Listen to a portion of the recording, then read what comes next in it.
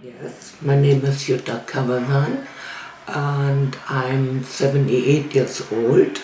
Growing up in Berlin was during the war. I was 6 years old in 1944 when I entered grade 1.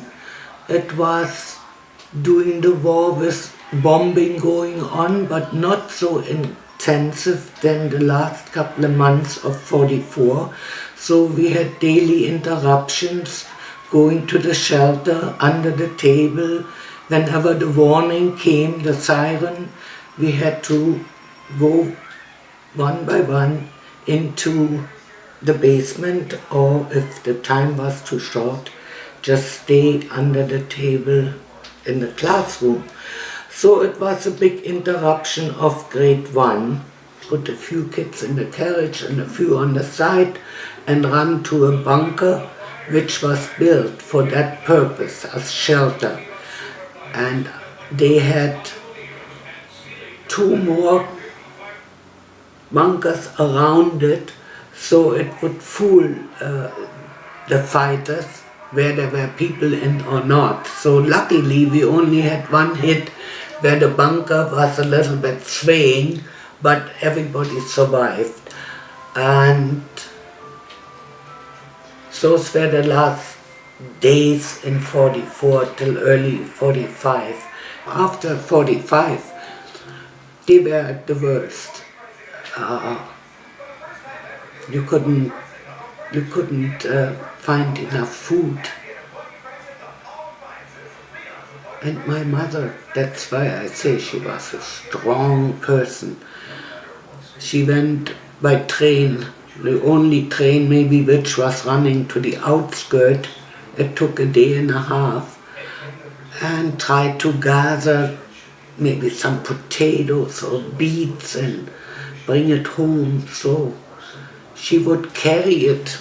Sitting on the train, if you fall asleep or just for a moment, your loot was gone, and it happened a few times. But when she did come home with, I remember that one time with potatoes.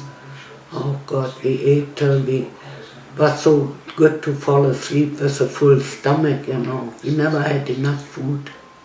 After school, 9 years, folks school, which everybody has to finish, grade 9, you go into an apprenticeship, which I did, to industrial sewing, which takes 2.5 years to complete.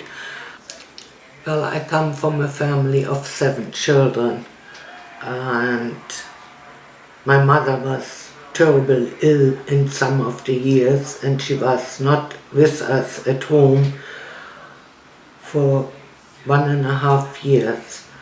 Well, she had a very serious illness. She had a tumor in her lung, which wasn't cancerous, but it was growing and had to be removed. My younger 3 sisters had to go to an orphanage, while I was 14 at the time when my mother was gone, and I finished my apprenticeship and had to look for a job myself. It was not the easiest time to grow up as a teenager. But when my mother came back and life resumed as a family, my parents did divorce, and it split up the family. Half of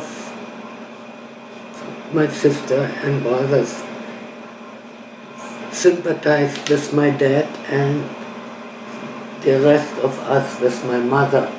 So it was conflicting. I met my first husband. I was 16.5, and we stayed together till he went to Canada in 1958, and he begged me to come and see this great country, and so I did. I was 22 and I came in 1960, and we got married here. I had one brother living here in Canada, in Ontario. I didn't see him for 2 years. I was in Canada already 2 years before we got to see each other. For me, my marriage ended after 10 years, and I had 2 children, a boy and a girl. So he moved out, but he came back. He did that 3 times. Move out, come back. I said, I'm going to move out, but I don't come back. And even if I wanted to, I wasn't going to do it. I was a single mother for 10 years, so there was not much room for, well, a working mother on top of it. I worked in the restaurant business as a waitress. The tips were good and supplied much of my living expenses. A single mother with children, you find accommodation to rent something. People were very skeptic about that, and I had to say to the first one where I wanted to rent, you're not fair, why don't you give me a chance? I can prove to you I can be as good as a single parent as both. Give me a chance. And the woman who answered to my request said she has to talk to her husband. And her husband said yes. And I lived there 10 years and we didn't have no conflict or argument. I worked for Mama Irmisch downtown. She was a partner in the Schnitzel House. It's a European restaurant, Schnitzel, Rouladen and all that, Hungarian and German. She was a partner with 3 people. She never liked me. I don't know why. Anyhow, I was pregnant with Theon and I had to quit. And I found out from people I was working with in the Schnitzel House that Mama Irmisch opened a restaurant for herself. When I went for an interview, one of the workers said, why don't you go there? They opened a restaurant, maybe you get a job there. That was in '69. Johnny's first wife, she came in with Rob. Rob was 9 months old, sitting in the high chair. And he said, look how much tip I made, you know. On a round table were 6 people sitting. No, not bad. So I started. I started 2 days to work because I was still married. And then I met him. Oh God, but that's your husband. I didn't think anything of him. Nothing. Little bit crooked leg, I thought, you know. And then nobody talked, nothing no more, nothing. And she didn't work, and it was a very hard time, very hard time. I felt very sorry that I helped to break my marriage apart and his was taken apart. So I know, in a way, we got pretty close talking, and he needed somebody to talk, and I don't know what happened. And we made a family. In 1980 we moved together, but we didn't get married till 7 years later. And now it is 30 years that we've been married this year. And we have wonderful grandchildren, altogether 8.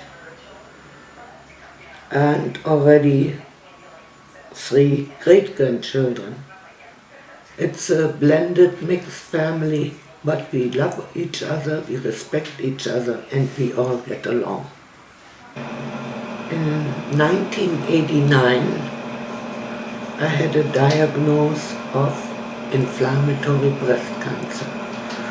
That was a very aggressive form and therefore had to be treated very aggressively. So I had a lot of treatments during that first year before the operation, chemo a lot, radiation a lot, even twice a day, It took altogether the treatments and the operation 9 months, but I survived, and I'm thankful for I had good doctors, oncologists, specialists, and I'm still here. The biggest shock of my life was just 3 years ago when my oldest granddaughter, Amanda, came down with breast cancer. She had chemo, she had a double mastectomy, and thank God she also survived and is thriving. She just recently became a mom. Or when the plane, I actually was at home and my husband called me to put on the TV, CNN, and there was replay of the tragedy. Unimaginable. You had flashbacks of war. I thought the world come to an end. It was dramatic. You were crying, you were screaming. To think about it still today is shocking. Shocking.